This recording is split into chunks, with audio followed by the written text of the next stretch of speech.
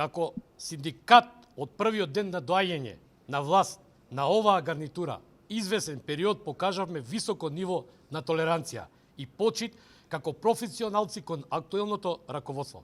Сметајки дека лекциите за примерно и законито однесување се научени и дека на вистина ќе се почувствуваат позитивните промени, од тоа ништо не се случи.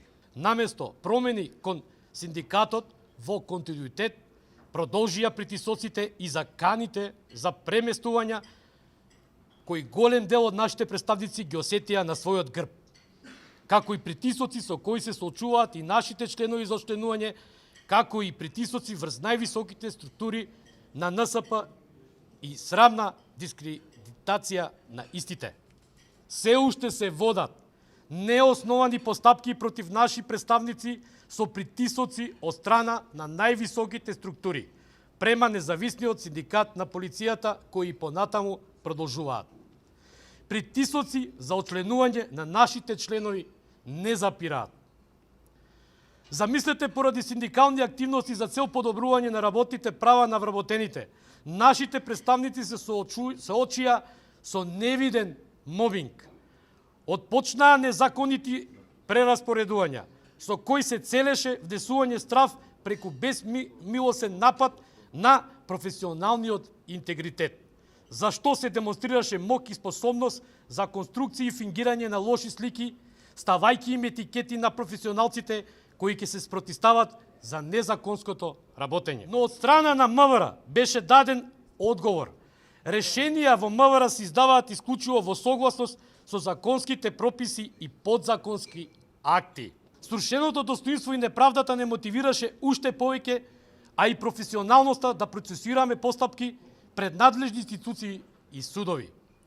Добивме 16 страници извештај под број 117018 од 7.8.2018 година од Народниот правобранител, во кој нагласено се наведува вршење на дискриминација и мобинг кон представникот на независниот синдикат на полицијата.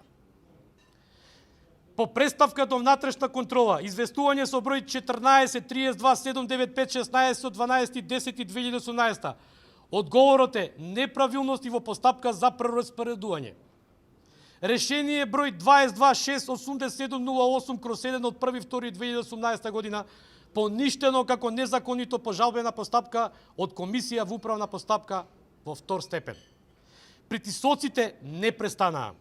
Напротив, се зголемија со непочитување на одлуките и веднаш, како одмазда, представникот добива ново решение на уште подеградирачко и понижувачко работно место. Но се продолжува и понатаму од страна на МВР да изјавуваат: работиме според законските прописи и подзаконски акти. Сега, господа од МВР, слушнете го нашиот одговор и демант за вашето незаконито постапување. Пресуда број 2042/18 од 10.4.2019 година, Основен суд 2 Скопје гласи: се поништуваат решенијата на МВР како незаконити и се задолжува МВР представникот да го врати на претходно работно место во одделението за БПС СВР Скопје во рок од 8 дена под страв за присилно извршување. Го прашуваме Министерството, зошто не постапивте по судската пресуда? Зарем за вас ова е владење на правото? Од највисокиот орган во владата, односно од премиерот, бараме подоставување на доказите за незаконското работење и постапување на актуелното раководство во МВР. Метлата да заигра и правдата да биде задоволена, а дадениот збор одржан. Одговорноста во највисокото раководство мора да ја има. Гласот да допре до сите надлежни институции, посебно до трудовиот инспекторат и јавното обвинителство. Спроведување ревизија и истрага за сите досегашни донесени решенија за прераспоредување и унапредување во МВР, донесени од страна на актуелното раководство.